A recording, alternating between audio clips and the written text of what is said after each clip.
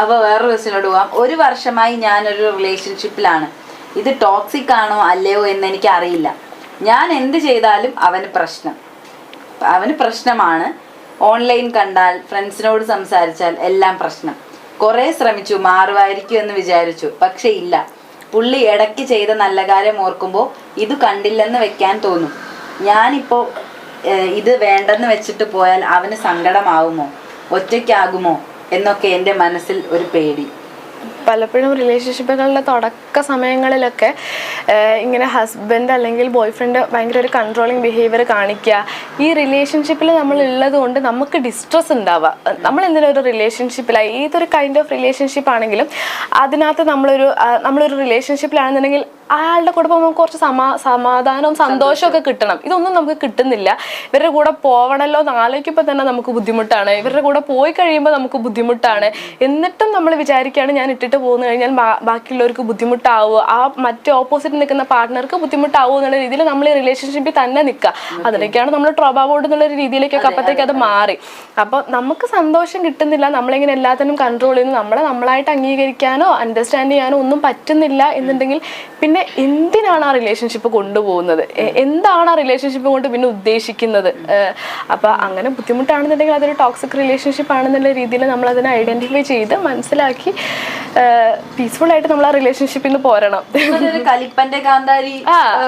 ഇതിൽ ആക്ച്വലി അവർക്ക് ഇൻഡിവിജ്വൽ ആയിട്ട് തെറാപ്പി സെഷൻ എടുക്കാം. അതായത് 2 ആളും ഒരേ തെറാപ്പിസ്റ്റിന്റെ അടുത്ത് പോവാതെ ഒരാൾ വേറെ തെറാപ്പിസ്റ്റിന്റെ അടുത്തും ഒരാൾ വേറെ തെറാപ്പിസ്റ്റിന്റെ അടുത്ത് പോയിട്ട് അവർക്ക് എന്തിലാണോ അവർക്ക് തോന്നുന്നുണ്ട്, ഓക്കെ എനിക്ക് പെട്ടെന്ന് ദേഷ്യം വരുന്നുണ്ട്, ദേഷ്യം വന്നു കഴിഞ്ഞാൽ ഞാൻ എൻ്റെ ലവറിനെ അടിക്കുന്നുണ്ടെന്നൊക്കെ തോന്നിക്കഴിഞ്ഞാൽ ആ ഒരു ഇൻസൈറ്റ് ക്ലയന്റിന് ഉണ്ടെങ്കിൽ ഇൻഡിവിജ്വൽ തെറാപ്പി സെഷൻസിലോട് കൂടി നമ്മൾ എപ്പോഴും അതൊരു റെഡ് ഫ്ലാഗ് ആണ്, ടോക്സിക് ആണെന്ന് പറഞ്ഞുകൊണ്ട് കാര്യമില്ല.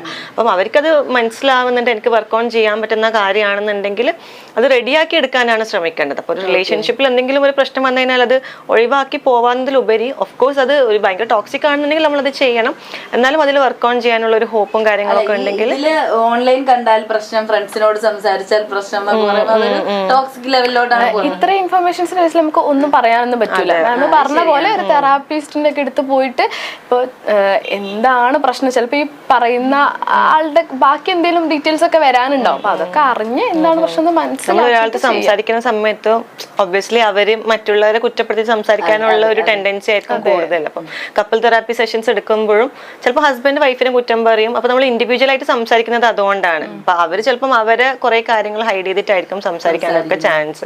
നമ്മളത് എന്താന്നുള്ളത് ശരിക്കും 2 ആളെടുത്തും അതാ നമ്പർ ഇൻഡിവിജ്വൽ ആയിട്ട് തെറാപ്പി സെഷൻസ് എടുത്ത് പിന്നെ കപ്പിൾ തെറാപ്പി സെഷൻസ് ഒക്കെ എടുത്തിട്ടാവുമ്പോൾ റെഡി ആവുന്ന എത്രയോ ക്ലയൻസ് ഉണ്ട്. ഓക്കെ, ഇപ്പൊ ഞാൻ ഈ അടുത്ത് നിംനായിജ എഴുതിയ ഏറ്റവും പ്രിയപ്പെട്ട എന്നോട് എന്ന് പറഞ്ഞിട്ടുള്ള ഒരു പുസ്തകം വായിക്കാനുണ്ടായി. അപ്പൊ അതില് ഈ ടോക്സിക് റിലേഷൻഷിപ്പിനെ പറ്റിയിട്ടൊക്കെ വളരെ ഡീറ്റെയിൽ ആയിട്ട്, ഓൾ കൈൻഡ് ഓഫ് റിലേഷൻഷിപ്പിനെ പറ്റിയിട്ട് ഭയങ്കര ഡീറ്റെയിൽ ആയിട്ട് പറയുന്നുണ്ട്. അപ്പൊ അതൊക്കെ വായിച്ചു കഴിഞ്ഞാൽ മേ ബി ഒരു ഐഡിയയും കാര്യങ്ങളൊക്കെ കിട്ടുമെന്ന് വിചാരിക്കുന്നു. വേറൊരു ക്വസ്റ്റ്യനിലോട്ട് പോവാം. എനിക്ക് ഇങ്ങനെ ഓരോ ചിന്തകൾ വരും. ചിലരോട് സംസാരിച്ചാൽ എൻ്റെ ദിവസം മോശമാകും. പിന്നെ യൂട്യൂബ് ചുമ്മാ സ്ക്രോൾ ചെയ്യുമ്പോൾ ഒരു വീഡിയോ കണ്ടാൽ എൻ്റെ മൈൻഡ് പറയും ആ വീഡിയോ കണ്ടാൽ നിനക്ക് നല്ലത് വരില്ല. അപ്പോൾ പിന്നെ ഞാൻ ആ വീഡിയോ കാണില്ല. ചില പാട്ടുകൾ കേൾക്കാൻ പാടില്ല എന്ന് തോന്നും. ഇത് OCD ആണോ?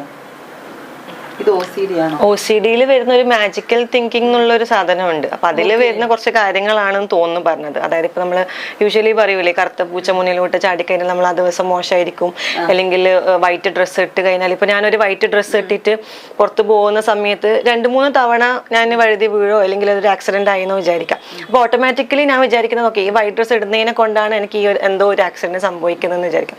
അപ്പൊ അതേപോലെ ഇത് OCD ആണോന്ന് വെച്ചാൽ OCD ആവാൻ ചാൻസ് ഉണ്ട്. കാരണം അത് നമുക്ക് ഈ സൂപ്പർസ്റ്റിഷ്യസ് ആണെന്ന് പറയുന്നില്ല, അങ്ങനെയുള്ള ഒരു ബിലീഫിൽ വരുന്ന കാര്യങ്ങളൊക്കെയാണ്. ഇന്ന വീഡിയോ കണ്ടു കഴിഞ്ഞാൽ ഇന്നത് സംഭവിക്കും അങ്ങനെ വരുന്നത്. അതാവാനാണ് ചാൻസ് എന്ന് തോന്നുന്നു. OCD-യുടെ ഭാഗമാണ്. OCD-യിൽ വരുന്ന ഒരു പ്രശ്നമാണ് ഈ മാജിക്കൽ തിങ്കിങ് എന്ന് പറയുന്നത്. ഇപ്പൊ നമുക്ക് വാട്സപ്പിലൊക്കെ ചിലപ്പോൾ നമുക്ക് കാണാം, നിങ്ങളിതൊരു 10 പേർക്ക് ഷെയർ ചെയ്താൽ നിങ്ങൾക്ക് ഇങ്ങനെ ഉണ്ടാവില്ല എന്നൊക്കെ പറഞ്ഞ സാധനം. പിന്നെ 10 പേർക്ക് ഷെയർ ചെയ്തില്ലെങ്കിൽ നമുക്കൊരു സമാധാനക്കേട് വരും. അതൊക്കെ മാം പറഞ്ഞ കാര്യമായിട്ട് റിലേറ്റഡ് ആയിട്ട് വരുന്നതാണ്. ഇതിന് നമുക്ക് പ്രൊഫഷണൽ ഹെൽപ്പ് എടുക്കാം, തെറാപ്പി എടുക്കാം. വൃത്തിക്ക് നമ്മൾ തെറാപ്പി എടുത്താൽ മാറും. ഇതൊക്കെ നമ്മുടെ തോട്ട് കൊണ്ട് വരുന്ന പ്രശ്നങ്ങളാണ്. ഇതൊക്കെ നമ്മൾ തന്നെ ചിന്തിച്ച് ഇപ്പൊ ഈ OCDയുടെ ഒരു കാര്യം എന്ന് പറയുന്നത് ഇതാ ഒബ്സെഷൻസ് ആണ്. ഒബ്സെഷൻസ് എന്ന് പറഞ്ഞാൽ ഒരാവശ്യവും ഇല്ലാതെ നമ്മളെ ബുദ്ധിമുട്ടിപ്പിക്കാൻ വേണ്ടി നമുക്ക് വരുന്ന ചിന്തകൾ. അപ്പൊ ഈ ചിന്തകളുടെ പുറകെ നമ്മൾ പോയിട്ട് ഓരോ കാര്യങ്ങൾ നമ്മൾ ചെയ്യുമ്പോൾ നമുക്കൊരു സമാധാനം കിട്ടും. ഇപ്പൊ ഈ കണ്ടാമിനേഷൻ OCDയുടെ കാര്യം പറയുകയാണെങ്കിൽ നിങ്ങളുടെ കൈ വൃത്തിയായിട്ടില്ല എന്ന് വേറെ ആരോ നിന്ന് പറയുന്ന പോലെ നമുക്ക് ഇങ്ങനെ തോന്നാം. അപ്പൊ കൈ കഴുകിക്കഴിഞ്ഞാൽ നമുക്കൊരു സമാധാനം കിട്ടും. അപ്പൊ അതേപോലെ ചെയ്തിട്ടില്ലെങ്കിൽ ഒരു സമാധാനക്കേടാ ഇങ്ങനെ ചെയ്യണം എന്നുള്ളൊരു സാധനം. അപ്പൊ ആ ചിന്തകളിൽ നമുക്ക് വർക്ക് ചെയ്ത് അത് റെഡിയാക്കാവുന്നതേ ഉള്ളൂ. അങ്ങനെ ആകുമ്പോൾ നമുക്ക് ആ കമ്പൽഷൻസിനെ കുറയ്ക്കാം. ഓക്കെ, ഒരു ചെറിയ ബ്രേക്കിന് ശേഷം തിരിച്ചു വരാം.